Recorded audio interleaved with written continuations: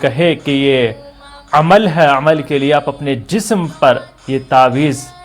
انگلی سے لکھوانا ہوگا اور اپنا بدن، اپنا باڈی آپ کو شو کرنی ہوگی، تو وہ کسی بھی صورت میں وہ بھی جائز نہیں ہے۔ اسلام عفت اور پاک دامنی کا مذہب ہے،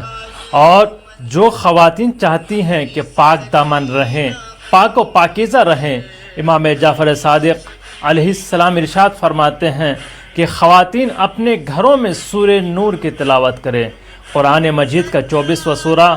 اور 18ویں پارے میں ہے، جس کی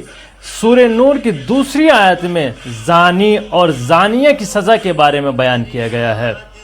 اگر ایک لڑکا اور لڑکی جس کی شادی نہیں ہوئی ہے وہ زنا کرتے ہیں تو ان کو 100 کوڑے مارے جائیں، لیکن اگر ایک عورت، ایک خاتون جو شادی شدہ ہے اور ایک مرد